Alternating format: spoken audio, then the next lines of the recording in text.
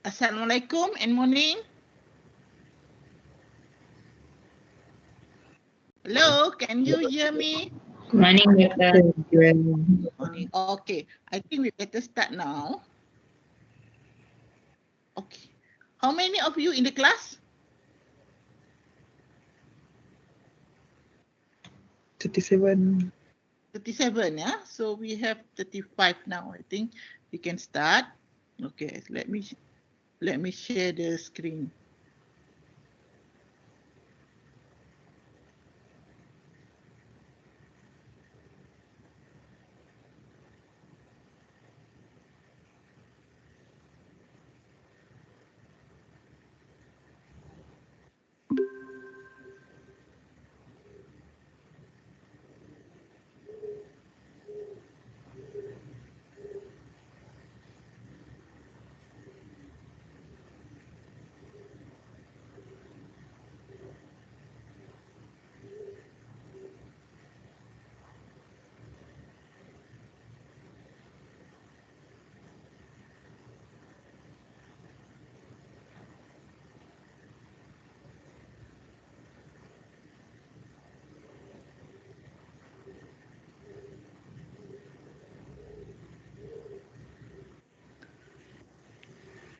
Okay, class, today, okay, we go to slideshow first. Don't start.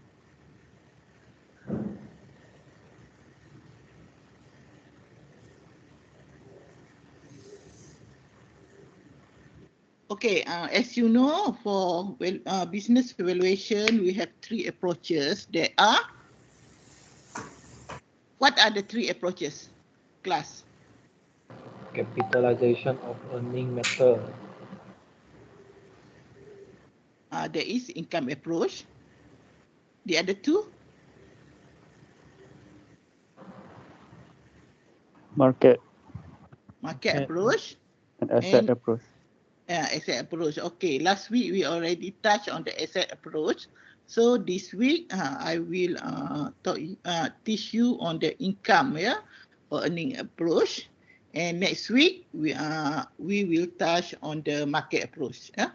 So let's continue for this week. Okay. Yeah.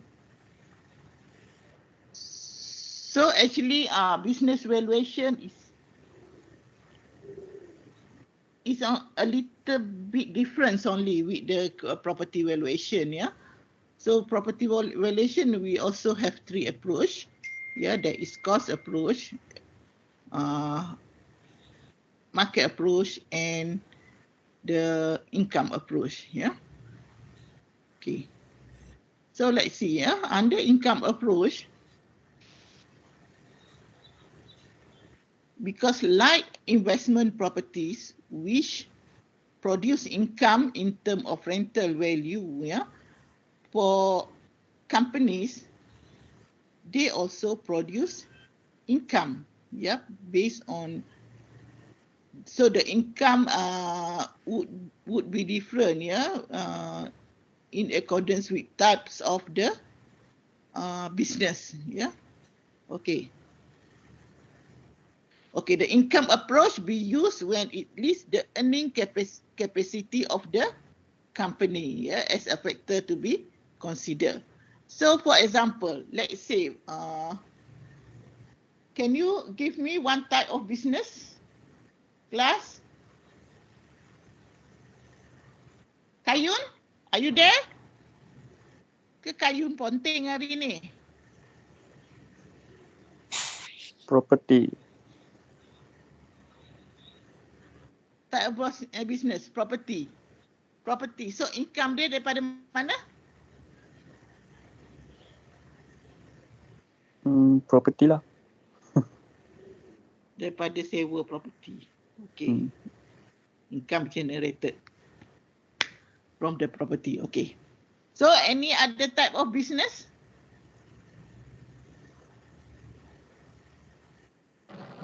Transportation and logistics. Transportation and logistics. So income dia from where? Courier, mailing, logistic transportation, etc. Okay, the fee, the fee and the transportation cost charge on the customers. Okay. So the income approach is defined in the International Glossary and Business Valuation term as a general way of determining a value indication of a business, business ownership interest, security or intangible asset using one or more methods, that convert anticipated economic benefits into a present single amount, same like property valuation, we capitalize all the future benefits, into present worth, into a present single amount now. So the concept is the same, with investment valuation. Dah belajar kan investment valuation for property? Yes, Doctor. Dah tahun 2 kan? Okay, so sama juga business valuation. Okay, same like income approach in property valuation, for business also there are two methods, two types, two methods that we can adopt, to get the present worth now, That is the first one, capitalization of cash flow method. In property valuation, what is the method called? If we capitalize all the future rental income, method tu kita panggil apa? Saya tahulah saya tak ajar, saya tahulah Dr. No ajar. So you ingat balik apa yang Dr. No ajar.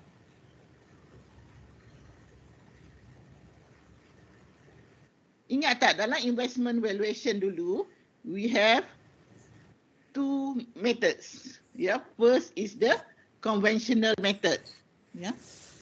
Yang you buat assignment tu, you guna apa? Term and reversion. Ingat tak? Ah, Yes, yes. reversion. Ingat, Doctor. Reversion. So samalah juga in business we call it capitalization or cash flow method. And the other one, that is the one in conventional, the other one is contemporary lah, more modern methods. That is the DCF techniques. Okay. So DCF technique, you have to remember when we dapatkan the present worth, the future incomes we call it, we discount to the present worth. If the conventional method we call capitalize. If DCF we call it discount. Nanti saya akan tunjuk contoh kemudian. Okay, so these two methods are used to value a company based on the amount of income the company is expected to generate in the future. So all the future income tu kita jadikan dia value pada masa sekarang. Okay.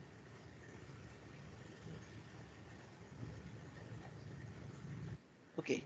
So when we use the conventional approach, that is the capitalization of cash flow approach. Okay.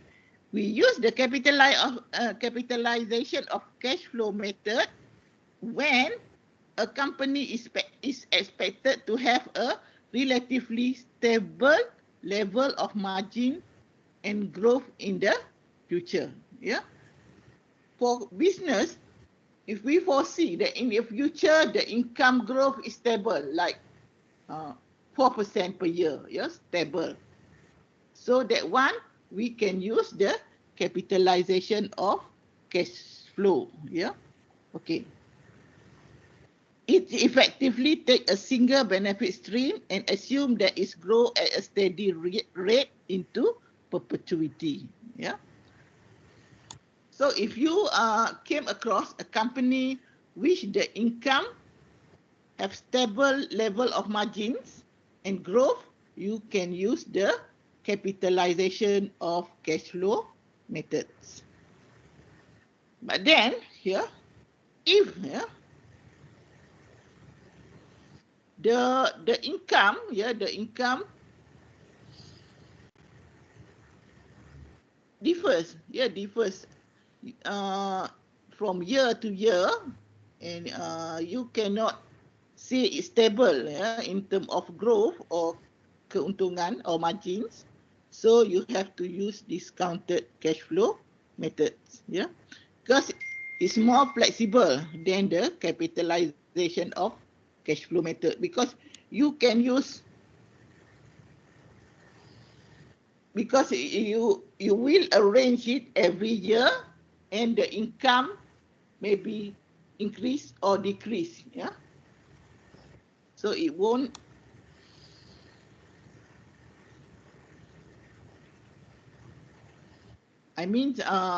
because we discount it year by year, If capitalization, we capitalize it, kita gunakan one income, we capitalize it, for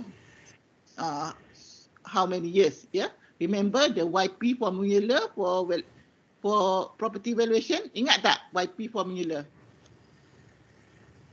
Ingat tak? Tak ingat? 1 minus PV divided by I. Okay, that is the formula, So we just use one income and times the YP, For business valuation, it's slightly different. I'll show you the formula later, Okay.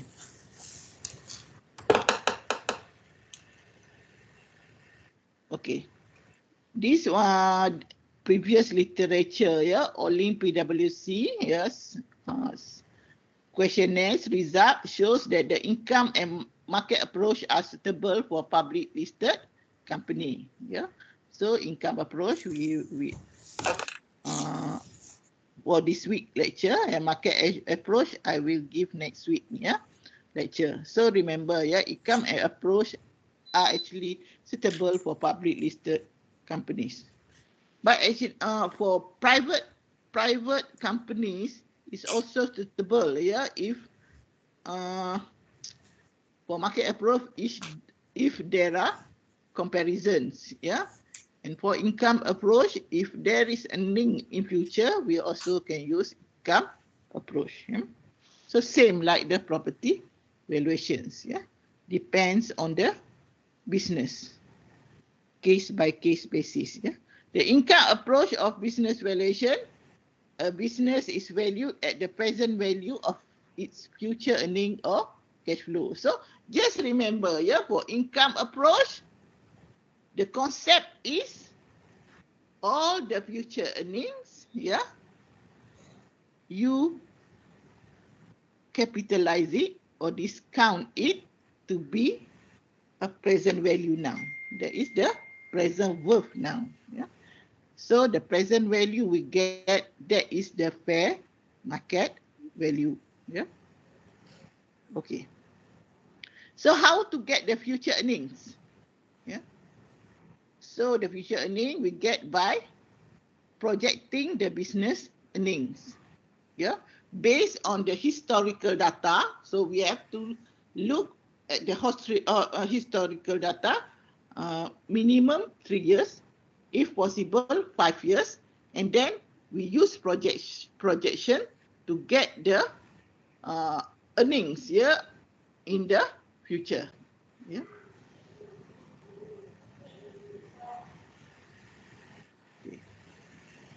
So we looked into the growth rate, cost structure, and tax and everything in order to project the future income.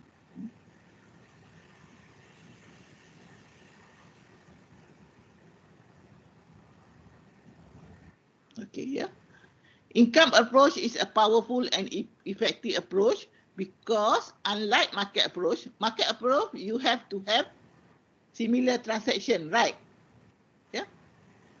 Remember, market approach is comparison method. For comparison method, you have to get the similar transaction. Let's say you value a valuation firm. Let's say your task is to value a valuation firm. Let's say the valuation firm is CBRE. Yeah, CBRE. So if you want to do valuation, you want to use market approach, you have to find transaction of a similar business, yeah, similar valuation firm. Let's say there are transactions for Knight Frank or what else? What company? Knight Frank, Colliers, yeah. So you have to do adjustment, normalization, same like property valuation, yeah. But for income approach, you no need for you to have transaction, yeah, for similar business, yeah. You just based on the income, yeah, income of the business, yeah. Okay.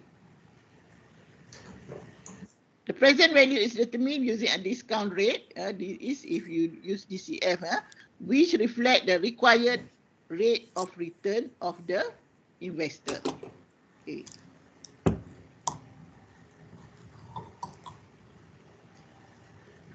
Okay. However, sin value is very sensitive to estimate of the growth rate and required rate of return. This input must be sound. Yeah. So that's mean when you want to do the valuation working or the calculation, you have to make sure, yeah, the growth rate and the required rate of return must be correct. Yeah. So we have to do a terror market analysis.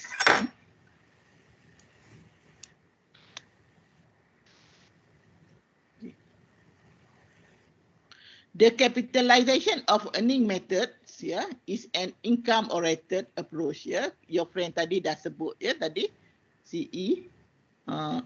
Apa nama dia? Nama pendek dia? CE.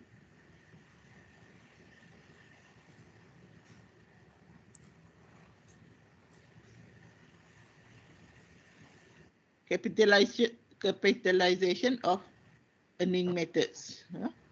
Okay. Or capitalization of cash flow method, CCFM. Yeah. The method is used to value a business based on the future estimated benefits. Yeah. So you bear in mind benefits here means the income. Yeah. Normally use some measure of earning or cash flow to be generated by company. Yeah. So we project all the future incomes or future earning, yeah, that will be generated by the business or company. Okay. So the estimation future benefit then capitalize using an appropriate capitalization rate. Yeah. Okay. So the method assume all of the assets, both tangible and intangible, are indistinguishable. How to pronounce this? Tayun, help me to pronounce this word. Doctor, Ah, very hard eh. very hard, eh? Okay, you read, You read. Anybody want to help me? Wasan? Are you there, Wasan? Indistinguishable. Indistinguishable parts, yeah, of the business and does not attempt to separate their values. Yeah. If we value, that's mean if we value the business as a whole, yeah, it must be together. Yeah, jangan pecahkan, jangan asingkan dia. Kita tengok the business have tangible and intangible asset together, and what are the incomes? Yeah, what are the incomes? Okay? No need for us to separate, yeah, between the tangible and intangible. We value it as a whole. Yeah. Okay.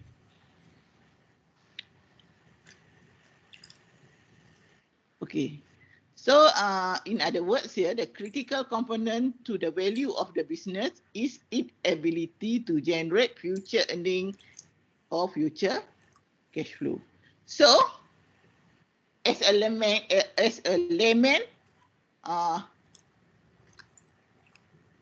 if future earning is higher, so the value is higher or lower? You just answer if you are a layman, yeah? Higher. Higher, kan? Soalan bodoh ni. Doktor saya tanya soalan bodoh, yalah, ya. So sebab tu kita nak untung banyak, ya. So that the present worth of our business will increase.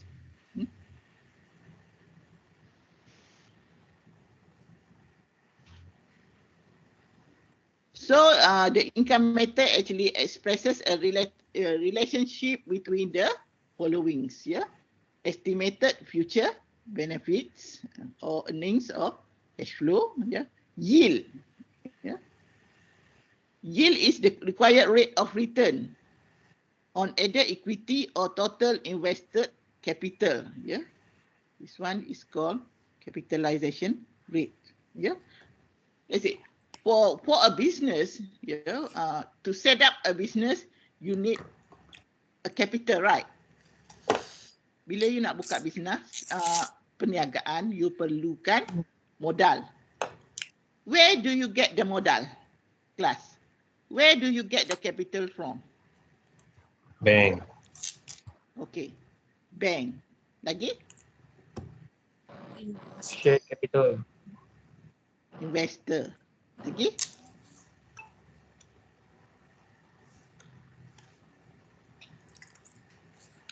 Tak tahu.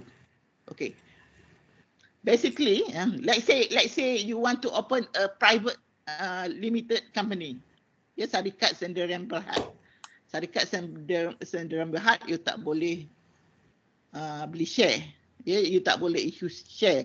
Only public listed company can issue shares dekat BSKL lah. Tapi private limited company also ada pemegang saham, ya, shareholder. So basically, when you want to set up a business, the capital first come from the shareholders. Ya, duit. Ya, katalah you buka bisnes dengan kawan you. Ya, Kayun buka bisnes dengan Amira, let's say, ya. So you Kayun, you kata I keluarkan modal 5,000, ya, daripada I punya savings, ya. And then Amira, you keluarkan 5,000. So shareholders, ya. So Kayun and Amira shareholders. This 5,000 ni kita panggil dia equity, ya, sebab modal yang dikeluarkan oleh shareholders. Apart from that, 10,000, you cakap Kayun tak cukup lah nak buka bisnes dengan 10,000 ni, so you pergi buat pinjaman dengan bank, ya. Let's say you buat pinjaman dengan bank, you pinjam 10,000, ya. This 10,000 we call it as what, Kayun? Loan. Hutang. Kalau hutang kita panggil apa? Debt. Debt. Hutang dari bank. Tadi saya pandai je. Siapa yang sebut tadi nak pinjam daripada bank? Hutang dalam account you panggil dia sebagai apa? Liability. Liability. Pandai, ya. So all this, ya, either is asset, ya. Kalau duit yang dikeluarkan oleh siapa tadi, investor tadi, ya, kita panggil dia sebagai aset lah, ya. Aset. Sebagai investor, they need apa? Kalau you invest money somewhere, buka company, you need apa? You perlukan apa as investor? Return. You perlukan return, ya. You perlukan kalau orang kampung dia cakap untung lah, ya, untung daripada duit yang dilaburkan. Okay, return. So we have to know what is the expected return, ya. And then for duit yang you pinjam, you have to pay apa? Kalau you pinjam 10,000, you kena bayar 10,000 tak? Tak. Tak kena bayar Interest. lebih. Ya. You kena bayar interest. So you have to know the interest rate. Yeah. So that is the cost of capital. The cost for the amount of money you pinjam. Ya, biasanya kadang-kadang kalau you pinjam 10,000, you kena bayar maybe depends on the period, ya, how long you pinjam, mungkin you kena bayar more than double. Ya. So itu juga adalah cost kepada the business. Okay. So basically, yeah, firm value is the estimated future benefit divide with the RROR. What is the meaning of RROR? Siapa boleh tolong saya?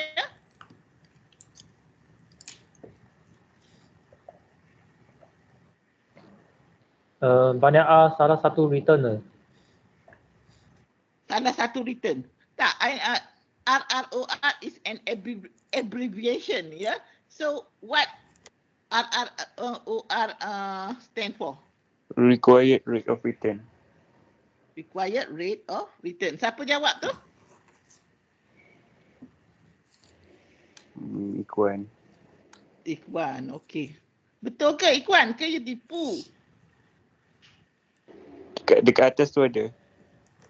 Mana? Dekat yield. Mana? Okey.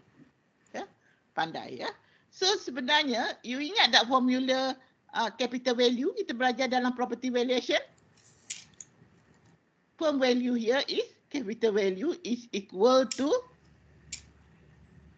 net income times YP. Ingat tak? Ya, ingat. YP if in perpetuity is 1 over I, right? Ya. Ingat tak?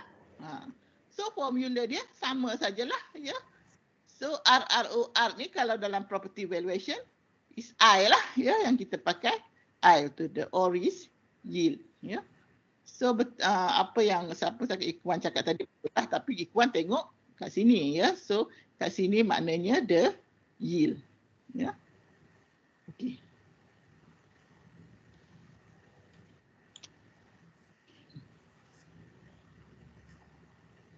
Okay, this is the formula, yeah, for capitalization of cash flow method.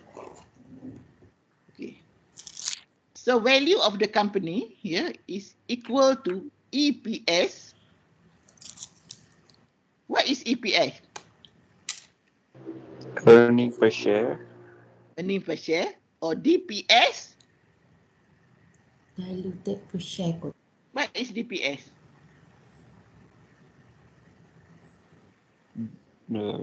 Tak tahu lah. Dividend per share.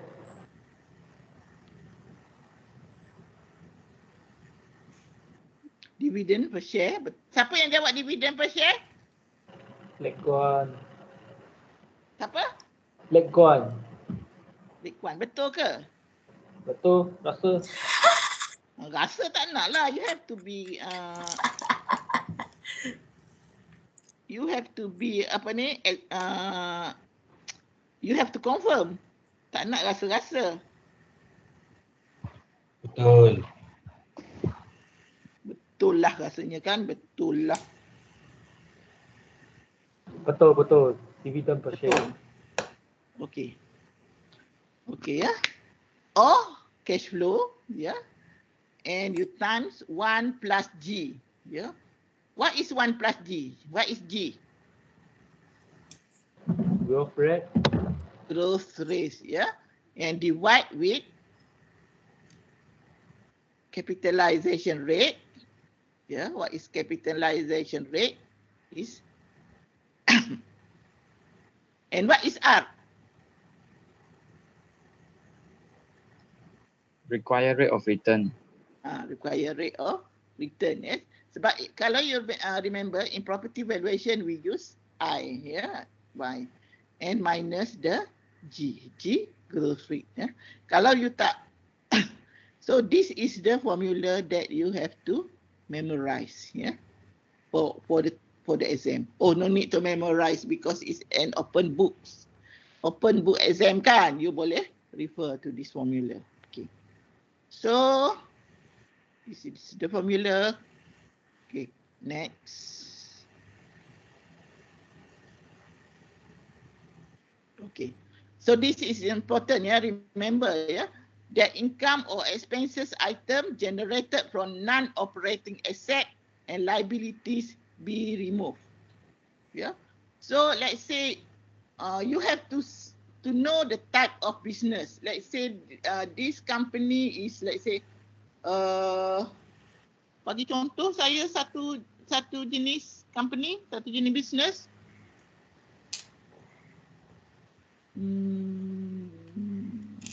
Let's say IT company, yeah, IT company. Intel. Pardon? Intel. Intel lah, okay, Intel lah. Intel. So the business, the income should be from the IT services, yeah. Mungkin produce solutions in term of ITs to the customer, yeah.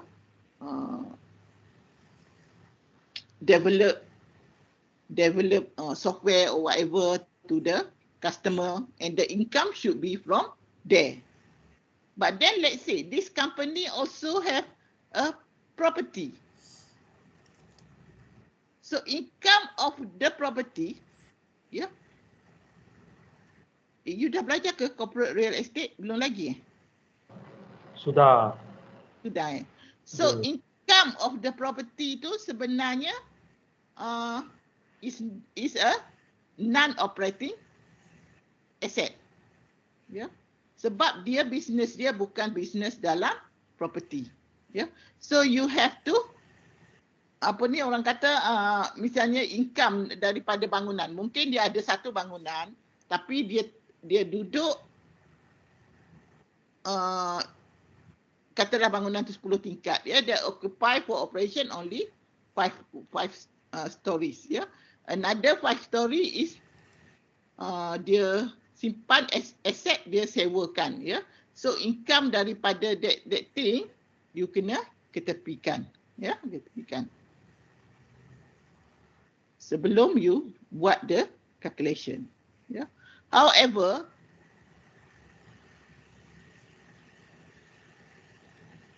tapi nanti you have to do calculation also, ya, for the income from non-operating assets, ya. Tapi you akan tambahkan kemudian, ya. So maknanya you have to do one calculation for the business, ya, excluding the income from the non-operating asset, and then at the end you add back, ya. Okay. Because what? Because the yield used should be different. Yeah.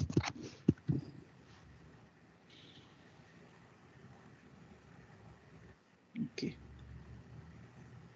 Okay, this is one example, yeah, of valuation working, yeah, for capitalization of cash flow method. Yeah. Jumbo X Sdn Bhd has 5-year weighted average earning and an after-tax basics of 600,000. Yeah. Suppose here is comma, yeah, not dot. Yeah. It has been determined that an appropriate rate of return for this type of business is 26.5%. Yeah. Assuming 3.75% future growth and non-operating asset of 333,000, yeah, the value of the company based on the single capitalization of earning method is as follows.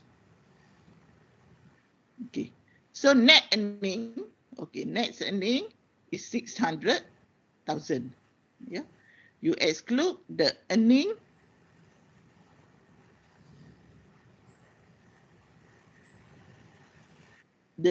from the non-operating asset. And then you capitalize it, yeah, use appropriate capitalization rate, and then you get the total market value at this much. Yeah, okay. So, and value for non-operating asset, you add it after you get this market value for the business. Yeah. So firm value is total, yeah, between the market value for the business plus the value for the operating asset. So you get the firm value. Faham tak? Faham, ya? You maknanya kalau company tu ada aset yang bukan digunakan untuk bisnes. Katalah kilang buat kasut lah, senang cerita, ya, kilang buat kasut, dia saja je beli properties, ya, dia katalah dia beli rumah, ya, dia beli rumah saja. So rumah tu tak ada kena mengena dengan operation company dia, tapi dia beli tu guna duit company lah. So you value asing, ya, for that house, ya, and then you add it later, ya, macam contoh ni. Okay.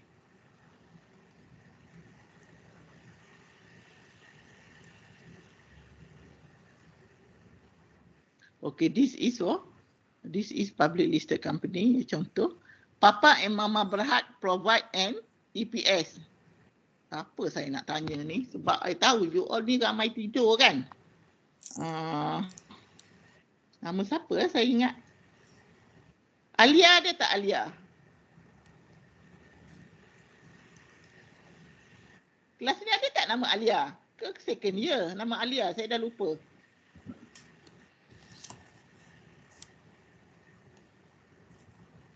Tak ada Kayun, tak ada nama Alia kelas you? Ada. Alia. Alia. EPS ni apa Alia? Janganlah tidur. Janganlah pergi dapur masa saya ngajar.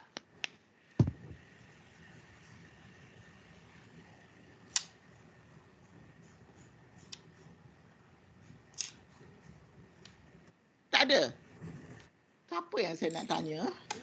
Saya Kenapa share kot? siapa yang jawab tu? I tak tanya you jawab. I saja nak panggil, tak nak bagi orang tidur. Tapi saya tak ada list nama dengan saya sekarang ni. Okay. So EPS, ya, provide earning per share of RM1.20 ya, last year. Assuming we expect company earning per share will grow at 6% per annum, yeah, with long-term growth of 4.5%, the rate of return, the required rate of return is 18%. Calculate the intrinsic value of the company with no-so. Ni saya nak tanya lagi. Siapa saya nak tanya? Class rep, siapa dah nama? Saya lupa, sorry. Dr. saya Susan. Susan. Okay. Susan, what is no-so? Number of outstanding share. Okay, pandai ya. So, no-so, lain kali jangan ingat nose ya. No-so ni number of shares ya. Number of shares outstanding. Whatever lah ya. Of 7.7 million units ya. The current share price is RM11.11 and please advise the investor of the value of the business. Okay. So you use formula, this formula, ya, yang I bagi tadi, ya.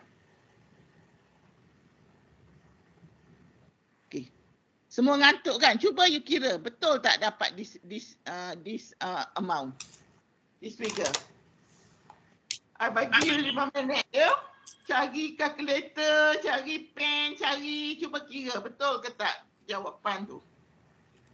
Saya tahu you all ni ngantuk.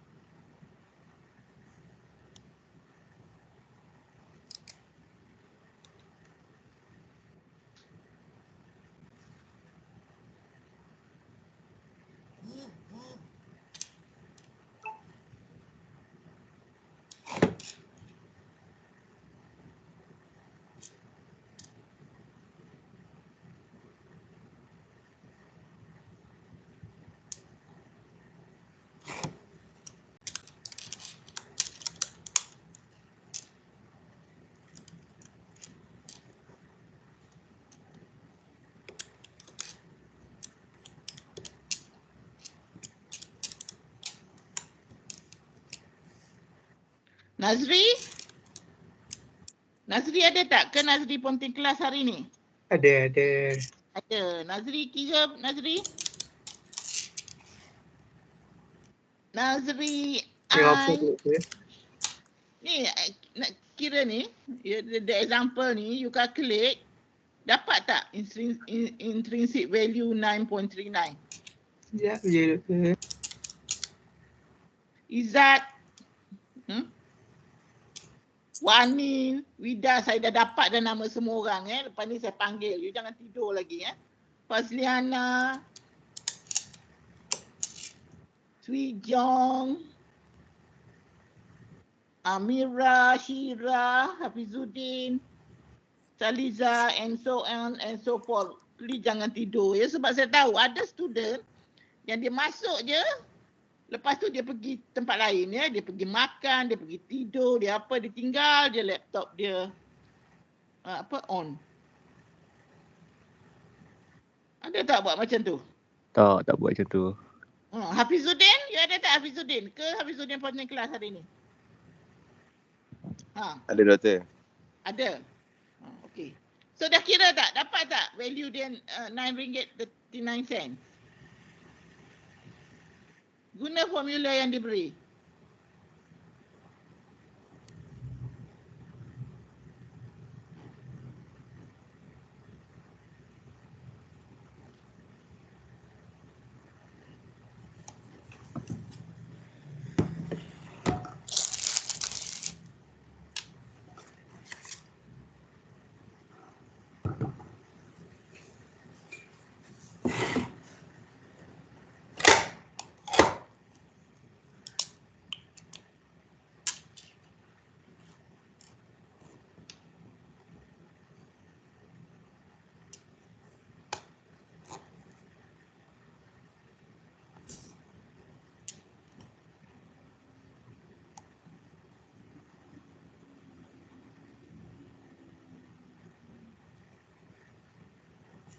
Dapat tak?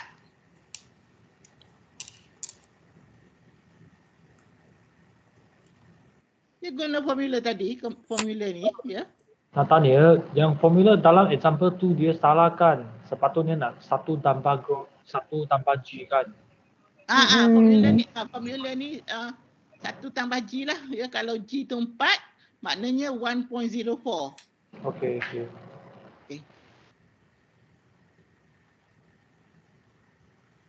Ni grow 1.045 lah.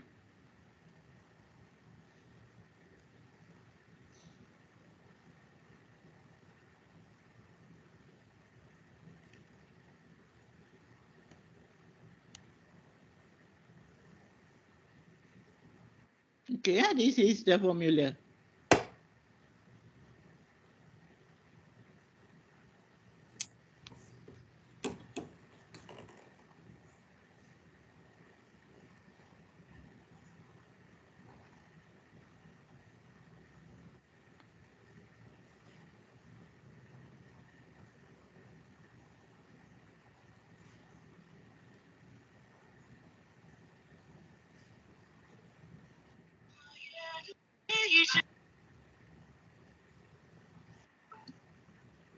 Doktor, Ya. a bit different. A bit. You dapat berapa? 9.42. 42.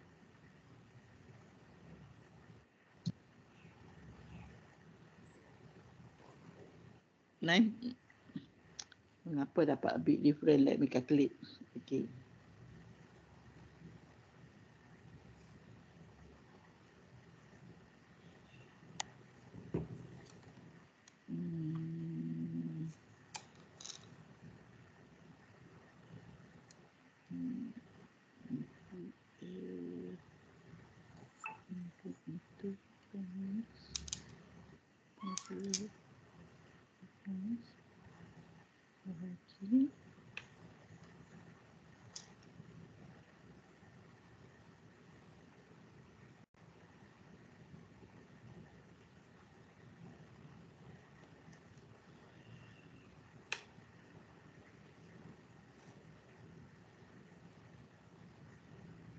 Itu pula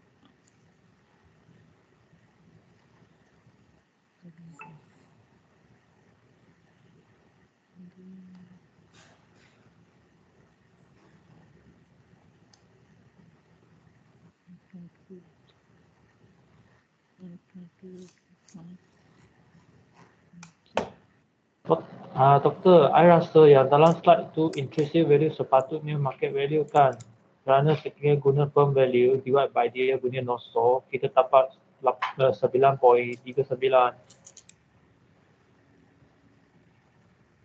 Boleh you mention lagi sekali?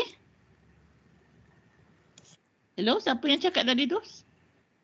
Doktor, new saya cakap.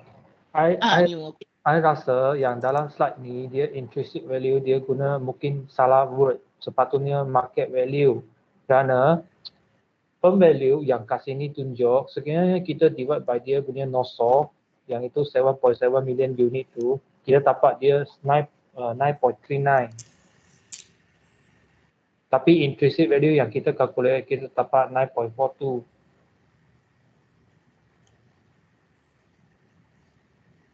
Okay, the current share is please advise me.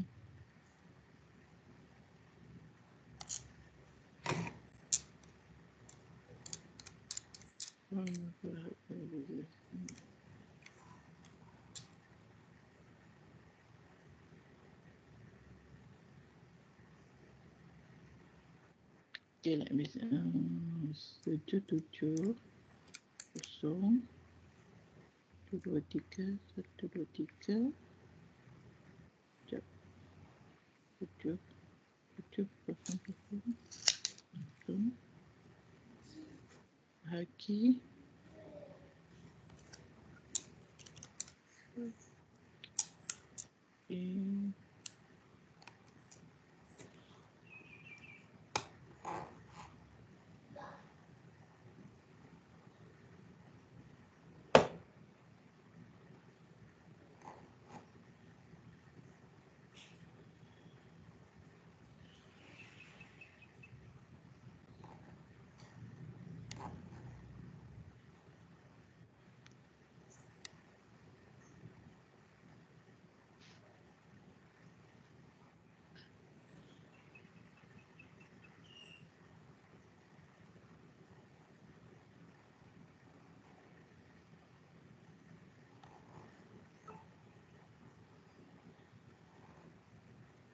New, are you there? Ya, doktor. New, boleh tak? Ya. You share your your calculation, boleh? I tak ada buat calculation. I guna calculator kira sahaja. Tak ada. You kan calculate, you conteng atas kertas kan? You conteng atas kertas kan? Oh. You ambil lah, tunjuk kat kawan you jangan kedekut. Oh, okay. Nanti saya tutup saya punya ni dulu.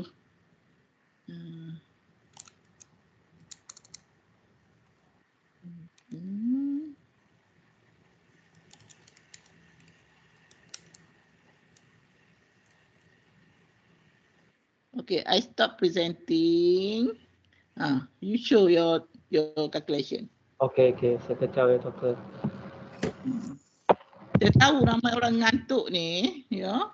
So I want to make the class interactive. Kalau tak, bukan you all tidur, I pun tidur.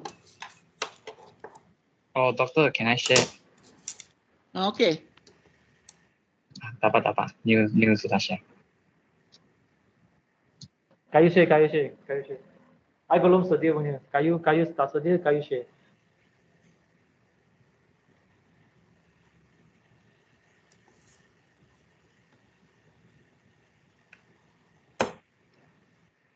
Doktor boleh nampak?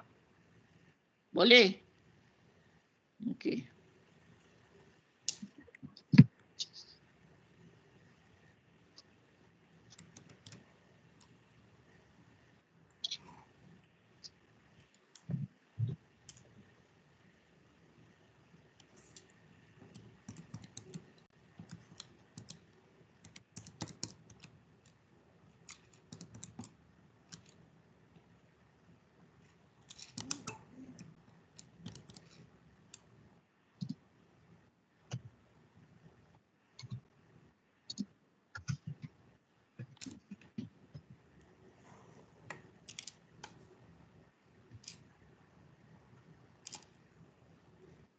Okay, Kayun, can you explain how you get intrinsic value of 9.39?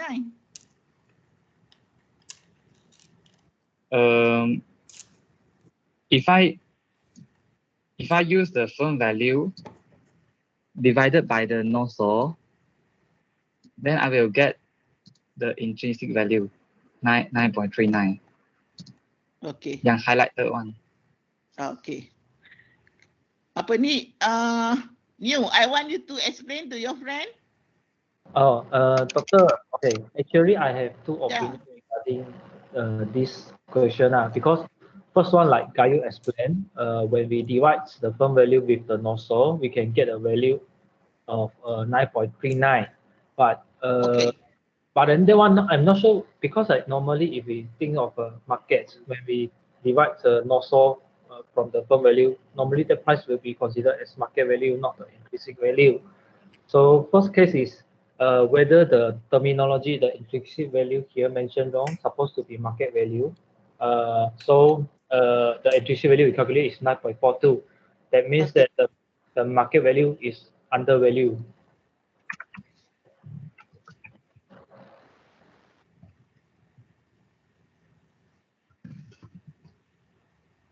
Okay, that's what you mean. This is the first scenario. The second scenario is the intrinsic value is the 9.39 as stated in the question, but the value calculated is wrong, which is supposed to be 9.42, and then the current share price is as mentioned in the question 11.11. So there's a scenario lah, but I'm not sure whether which one is correct lah. Okay. But Okay. most likely the second scenario is have higher possibility of correct lah. So here is the first scenario. Your second scenario, Kayun, do you understand what you going to want to explain?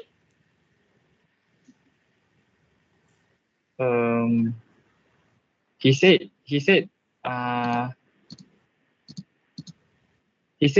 the intrinsic value provided is wrong. Should be 9.42. Is it new? Yeah, the intrinsic value provided is wrong. First scenario is the terminology used wrong. Second scenario is the value provided is wrong. Okay, I want to ask others, yeah? Class, how do you get this firm value?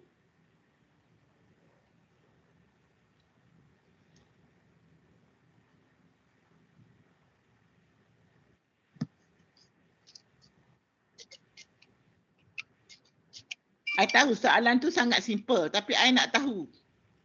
Ya, I want seorang jawab. Sebelum saya panggil nama, please volunteer. The intrinsic value times the no-so.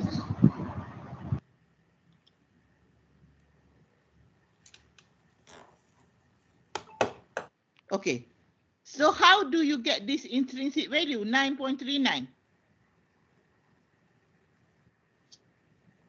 I think it's obtained from the formula, the EPS, then multiply The by 1. formula is 9.42. Yes.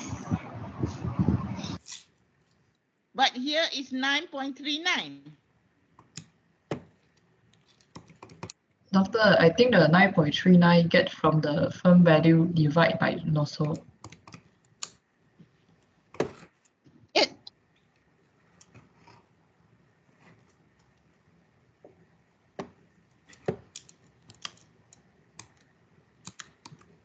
Yes, Suzanne. Suzanne, just now. Yes, Suzanne, I know. The firm value divide by no-so. But in this case, in this question, the firm value is not given. The firm value is not given. So how do you get this firm value?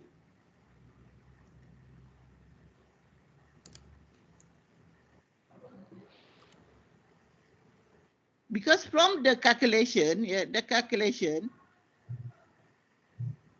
The value here is RM9.42.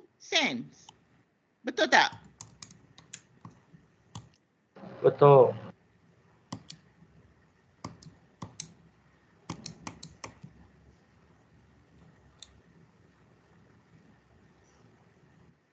Betul, maknanya yang dalam firm value dalam slide ni dia adalah refer to market value of firm tak? Sama tak dia tu dua term ni? Apa? Market value of the firm, the company. Ya. Sama dengan masuk firm value tak? Firm value means market value of the company. Means market value. Macam sekira itu masuk macam ni, sekiranya kita guna North Star yang dalam question kita multiple dengan current share price dia tak sama firm value dalam yang bawah tu itu 72 million punya. Sepatutnya 8 million. Okey. Tolong So dapat berapa? If we use 7.7 million also multiple by 11.11, it's about around 85. 85. Yeah, 85 85 million.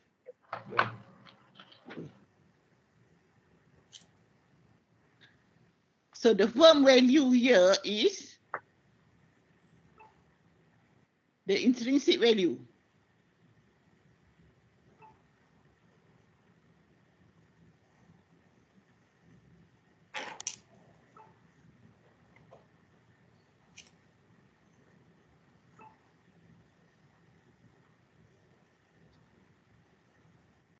Ya. Macam mana saya nak explain kat you? The intrinsic value, this mean the value of the firm, if you use income method, is this one.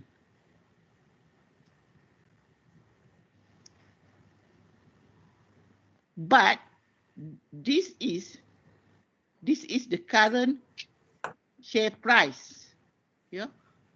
Bila you times the current share price and the amount of shares, what you get is the current market value using what method is that?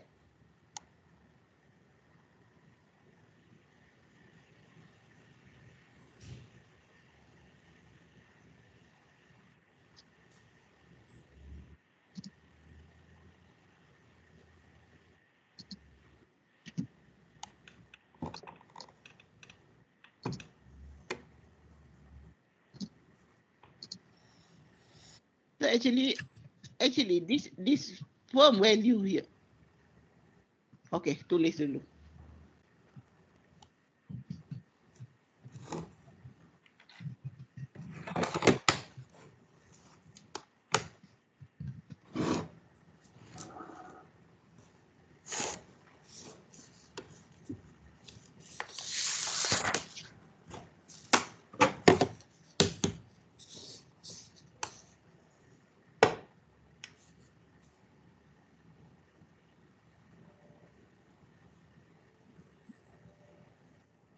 Okay, current share price time also is bukan juga kita boleh katakan dia current market value of the business of the firm.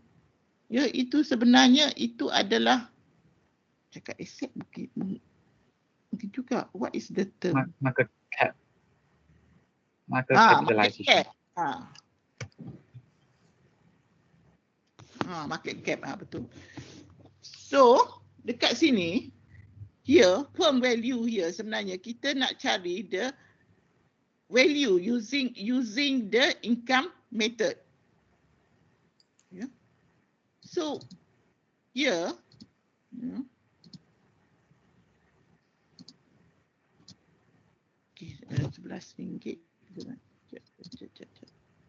11.11 minus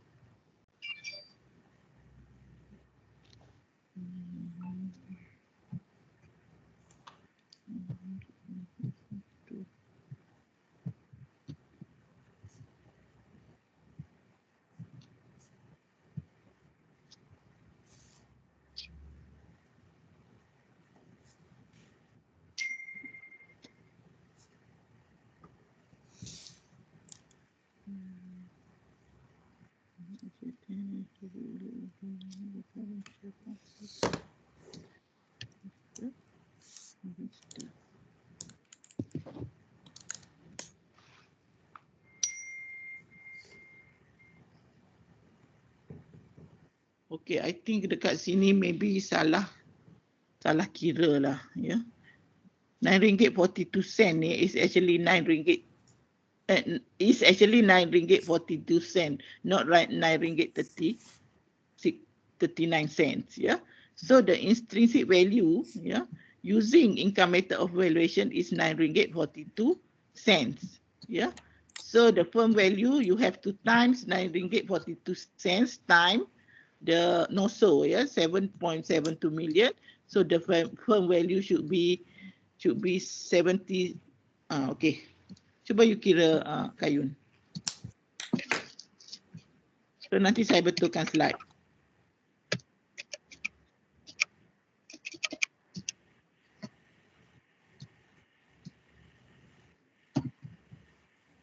Okay. Yeah. So this is the firm value. So why the current market price given in this question?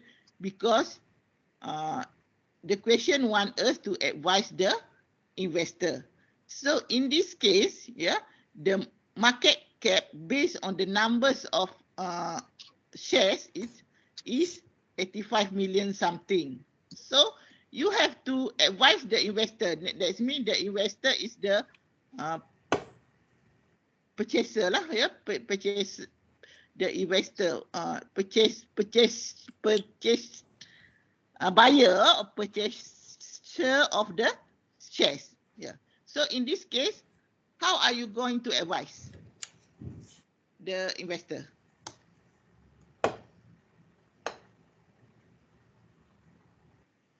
In this case, the intrinsic value is lower or higher than the current share price? Lower. Lower. So should the investor buy the share? No. Why? Because the intrinsic value is lower than the Market value. current market shares. Yeah, current shares.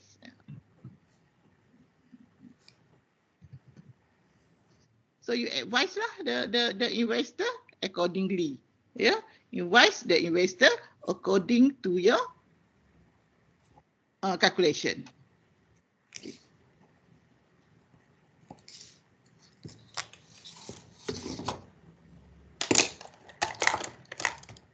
Okay, you boleh stop sharing, Brian? Okay, Doctor. Okay, thank you, Brian.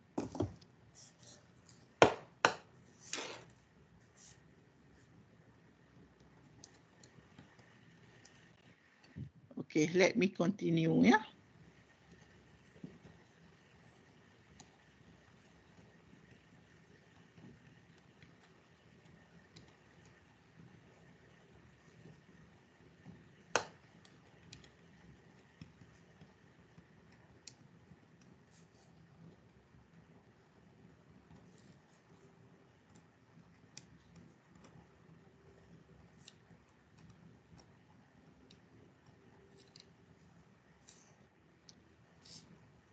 Nampak tak? Nampak? Nampak. Nampak ya? Okey. Okey, saya tutup ni. Okey, so kita continue ya. Nanti saya akan betulkan slide ni. You jangan print dulu ya. Sebab saya dah letak dah dekat dekat Spectrum. Saya akan tarik balik, saya betulkan dulu this slide. Ada calculation error. Okay. So now play from slide. Okay. So tadi tu the first method. Yeah. Now we go to the Dcf approach. Yeah. Okay.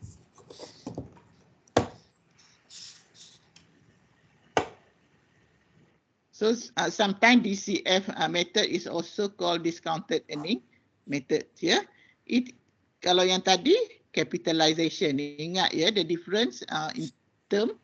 For the first one, we call it capitalization. For the second one is discounted. Yeah. Okay. It's based on the theory that total value of a business is the present value of its projected future earning. Yeah. Plus the present value of the terminal value. Yeah.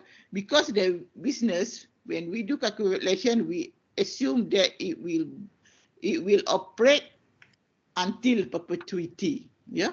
But then when we use the DCF method, you cannot project up to the perpetuity. Normally we project up to 5 years. Yeah, 5 years.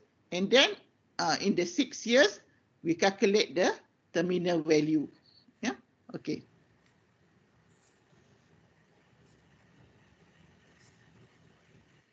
Okay, yang ni you faham ya. The projected earnings and terminal value are discounted to the present worth using the appropriate discount rate. Yeah. So the discounted earning method of valuing a closely held business uses the following step. So you have to kena ada step lah when you want to do the DCF. Okay, first step, you have to estimate the future earnings. Yeah. Let's say you want to value now. Now is end of December to 2020. 2020. So you have to project the future income. Yeah, start with 2021. Yeah, 2022, 2023, 2024 up to 2025.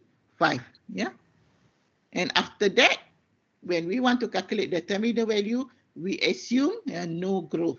Yeah, okay. Okay, a terminal or residual value is often determined at the end of the 5th year. Yeah, the terminal value that is often used is merely the 5th year earnings projected into perpetuity. Yeah, we just get the capital value. Yeah, for the terminal value using capitalization rate. Yeah. Okay, what is the discount rate? How we get the discount rate? Okay, the discount rate is actually the appropriate safe rate of return for the investment. Yeah? Adjusted to reflect the perceived level of risk, we take into consideration the risk. Yeah, remember, the higher the risk, same like property valuation, the higher the risk, the higher the returns. Yeah.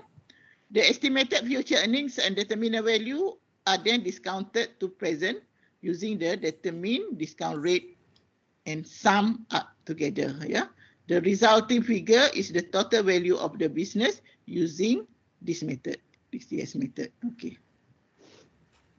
Okay. So how to project the future income?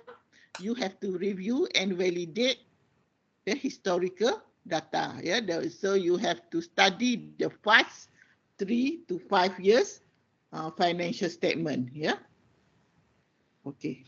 So you have to make sure the financial statement that you use is the audited one. Yeah. Tak nak yang tipu ya. Setengah orang dia cantikkan the account, the financial statement dia make up ya, tak nak. Okay. Determination of the capital structure of the company is comprised from the debt and equity. Ya, yang saya sebut tadi ya. Capital ataupun modal yang digunakan to running the business, dia terdiri daripada hutang dan juga equity. Ya. So daripada ni kita from the debt and equity, ya, we use the rate to derive the WACC. WACC, siapa? Ikhwan Tera ni. WACC, what is WACC stand for? WACC. Weighted average cost of capital. Pandai. Yeah. As benchmark discount rate and being expected rate of return for capitalization purpose. Yeah. So DCF method for business valuation, we use WACC as the discount rate. Yeah. How to get the WACC? WACC we derive from debt and equity interest rate. Yeah, equity interest rate, debt interest rate, and equity. What we call that just now? Dividend? No. Expected return. Yeah. Or expected return? Expected return. Okay. So how to calculate the cost of equity? Okay, we using capital asset pricing model. Okay, firm. Yeah. Which equate the rate of return to volatility risk versus reward. Below is the formula for the cost of equity. Yeah, so that is the formula. RE is rate.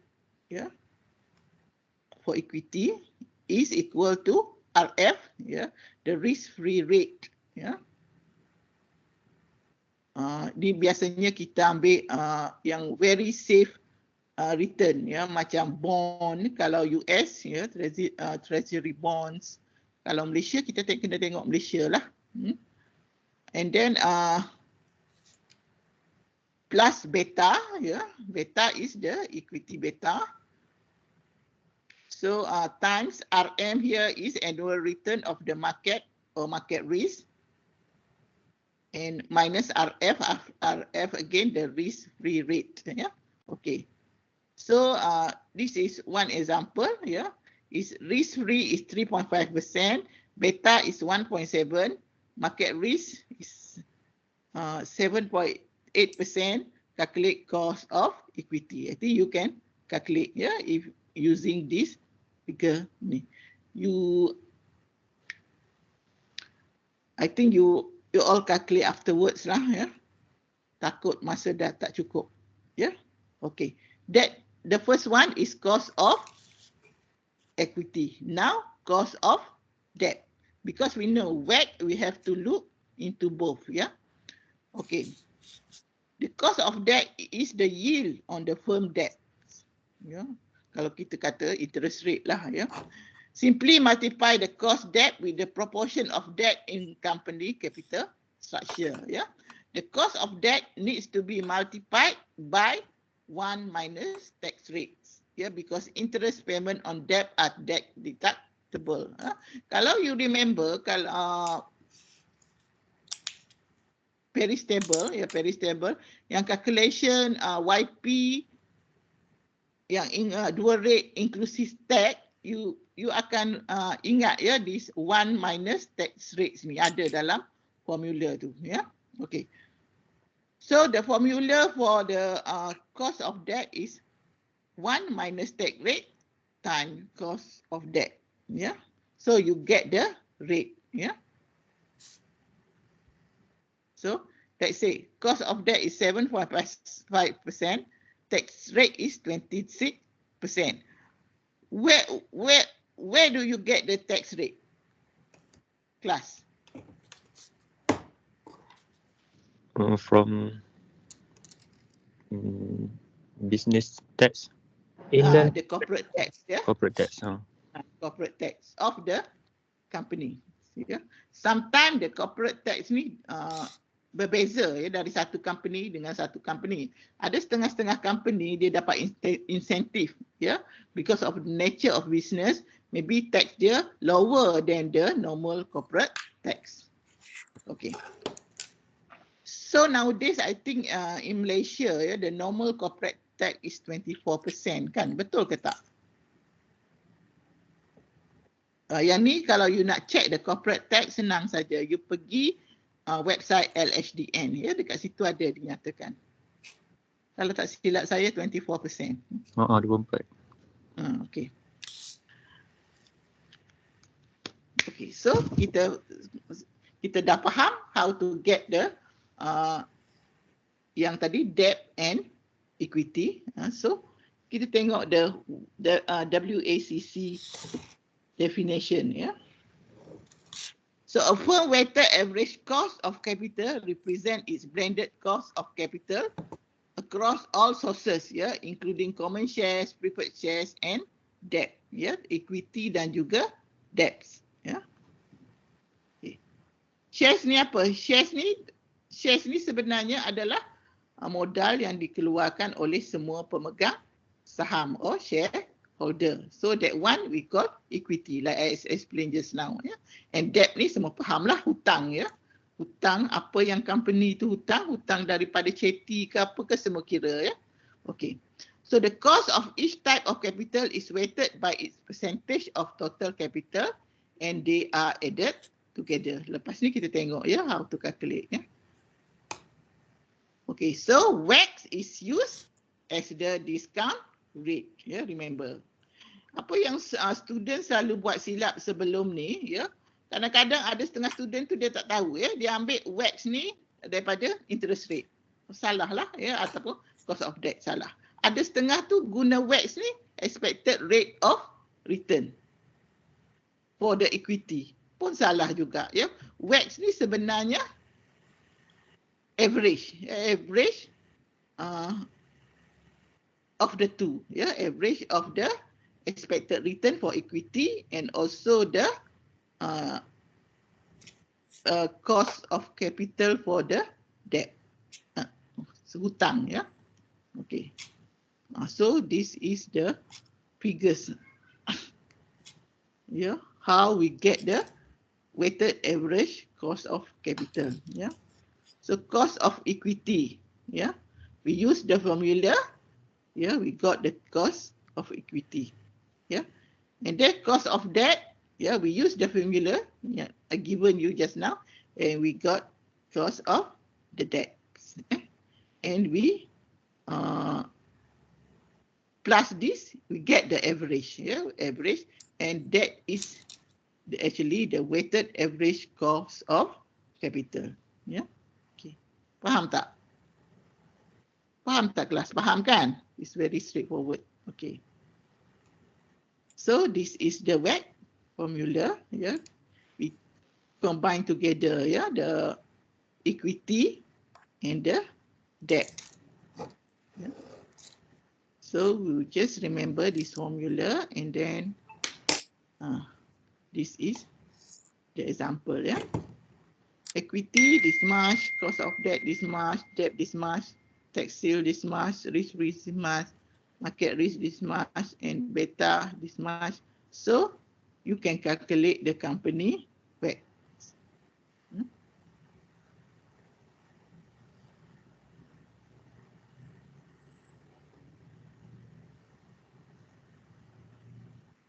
Okay. Okay, ini you kena kira sendirilah ya. Kira sendiri, you calculate, you using that formula, you should get it. And then Doktor, okay, siapa tu? Doktor, tax shield tu tax rate ke? Apa? Tax shield tu sama dengan tax rate ke? Ya, tax rate. Okay. Yeah. Thank you, Doktor. Okay. So yang ni you calculate lah yourself ya, and then you get the WACC, and then we look how are we going to start to do the valuation using DCF method yeah.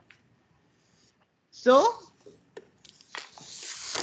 you have to project the cash flows in future, and then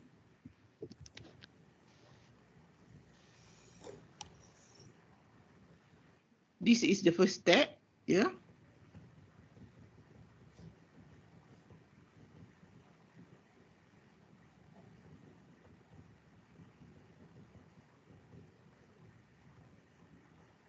So the growth, how do you get the growth rate? The one we get from analyzing the historical data. Okay. And then, but maybe in exam the lecturer will give lah growth at 2% or whatever. Yeah. And then you also have to get the terminal value at year 6. How to get the terminal value at year 6? You use this formula. Yeah. Okay. So this is an example of how you arrange the income. Okay, this company called Triples S company projected annual cash flow to be received at the end of year 2021 until 2025. 5 years. So this is the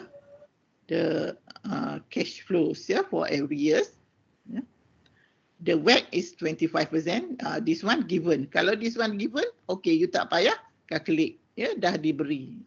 Kalau WACC ini tidak diberi, dia akan bagi information lain, supaya you can calculate the WACC. Okay. So in this case, long-term growth rate is 4.5% given. Okay. So you have to prepare this DCF framework. Okay. So first you have to start with year 2021 until 2026. Previous.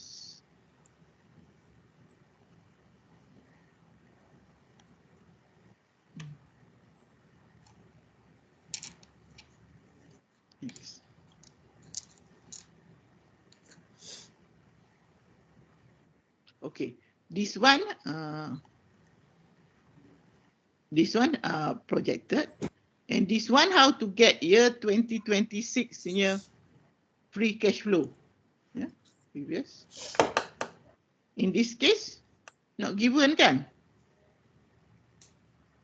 Dia hanya bagi sampai 2025. Okay, this one you just calculate using the growth, long-term growth, and then you will get this figure. PV 25%. Why we PV 25%?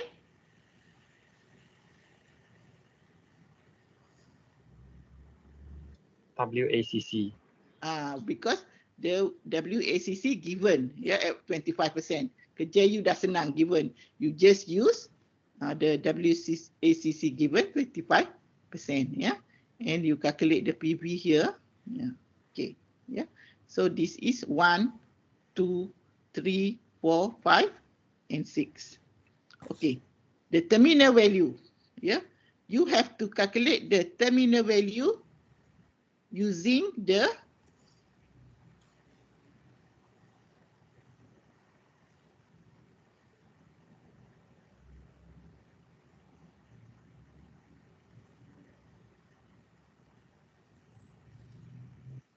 let me see ada tak calculation.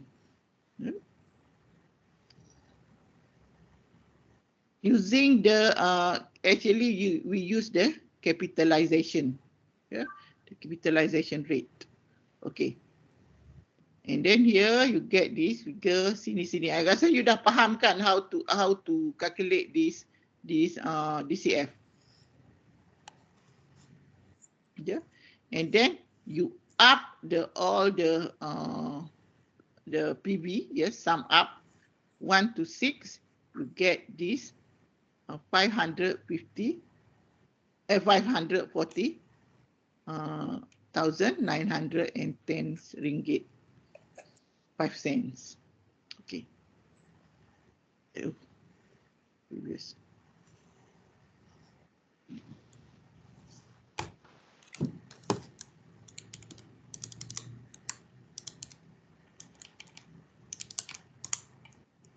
So class, do you know how to get the terminal value?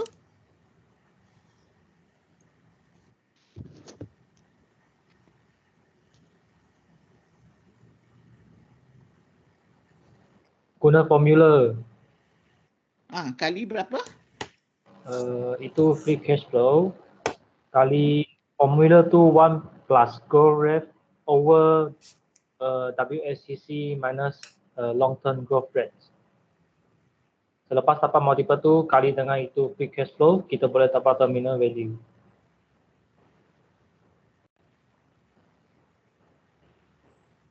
Kelas, betul tak?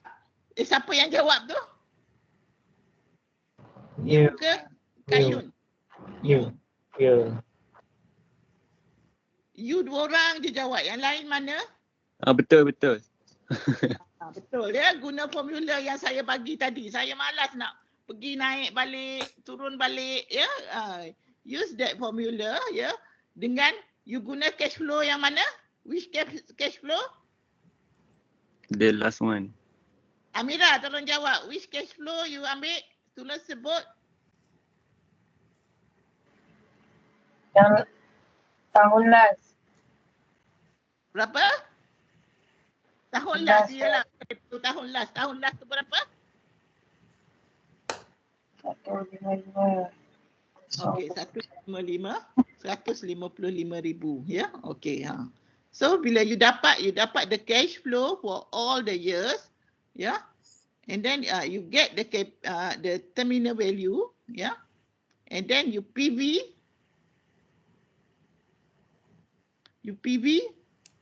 Remember, yeah. This one is PV 1 year, PV 2 years, PV 3 years, 4 years, 5 years, and 6 years.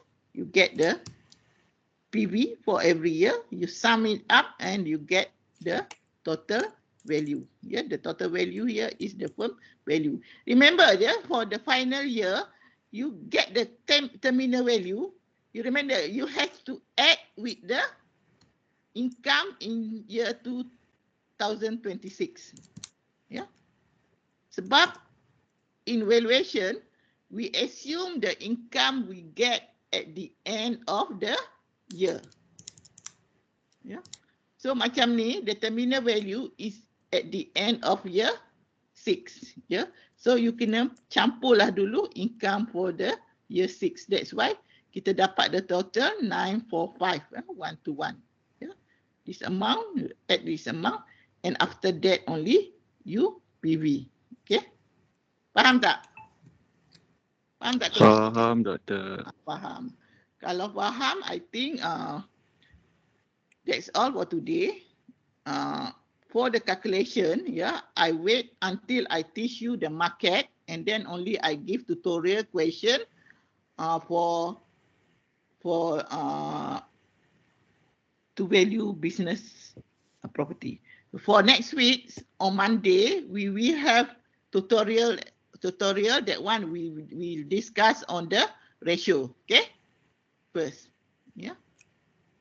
Tutorial question for valuing of business entity, I will give after I teach you on the market approach. Ya, sebab sampai hari ini kita baru belajar asset approach and DCF and income approach. Okay, kelas? Betul tak? Market Betul. approach dah belajar ke belum? Belum. Belum. Betul. So I think I have to stop here. Yeah, if